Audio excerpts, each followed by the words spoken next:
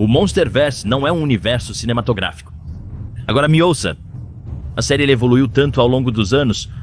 Começou super dramática, crua e realista. E desde então passou por vários gêneros, diferentes estilos criativos e introduziu inúmeras coisas que mexem com a mente. É, sem dúvida, minha franquia cinematográfica favorita. Eu posso assistir qualquer um deles inúmeras vezes sem me entediar. E a melhor coisa? Cada um ser diferente significa que eles podem atrair você individualmente, dependendo do seu humor.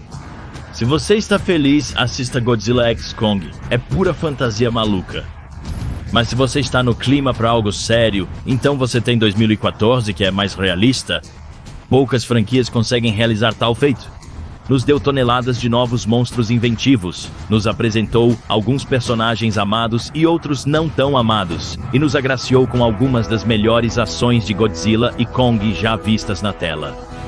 Mas você realmente pode chamar o monstro de um universo cinematográfico desde o início. A série foi projetada para nos dar todos os tipos de filmes centrados em diferentes monstros antigos e novos. Mas temos, é claro, tivemos 2 filmes do Godzilla, um filme do Kong e 2 crossovers com um terceiro a caminho. Mas até agora o Monsterverse tem sido mais um Godzilla e Converse. Chegou ao ponto em que a Legendary não se sente mais segura em lançar filmes independentes do Godzilla ou Kong.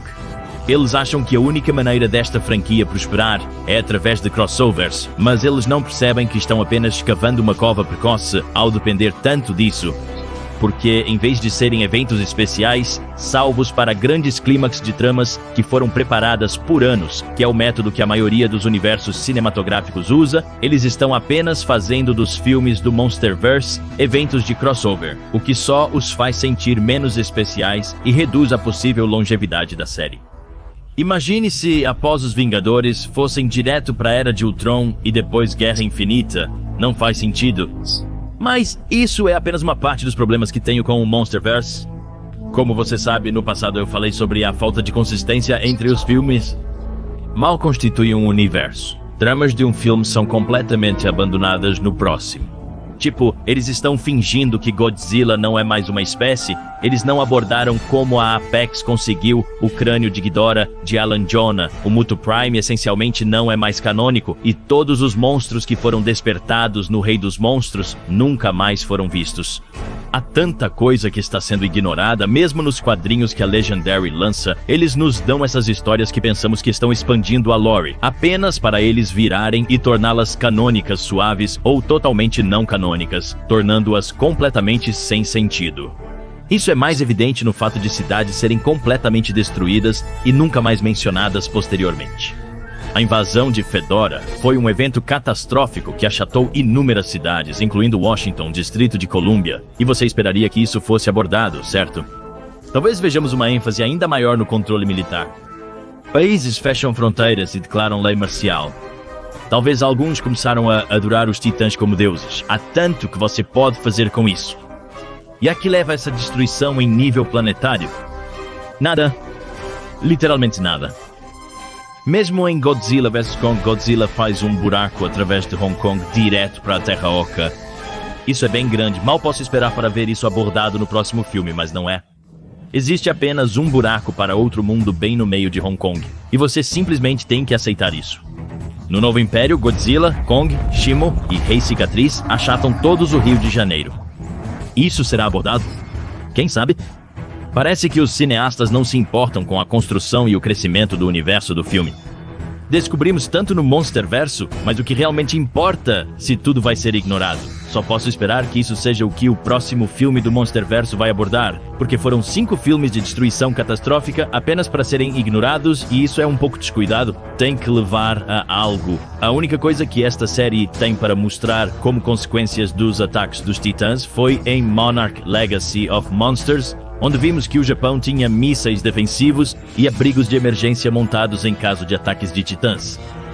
Mas isso é ambientado antes da invasão de Ghidorah e, pelo que vemos, nada realmente mudou. Mas voltando à questão central, que isso não parece realmente um Monsterverse, existem muitas maneiras de expandir o Monsterverse, fazendo com que outros titãs ocupem o centro do palco. Deus sabe que há muitos fãs de Mothra e Rodan, mas a Legendary não lhes dá a chance de brilhar. Mesmo na mídia expandida como os quadrinhos e programas de televisão, áreas onde eles poderiam focar nos titãs menos populares, já que há menos risco de perda financeira, eles ainda se concentram em Godzilla e Kong. E eu cheguei a perceber algo, que o Monsterverse não é um Monsterverse de jeito nenhum. É um Humanverse. Agora, isso não é tão ruim. Em vez de se concentrar em diferentes monstros e ter isso como sua base, eles fizeram uma escolha para que as histórias se concentrassem em diferentes pessoas e como um mundo de monstros as afetou.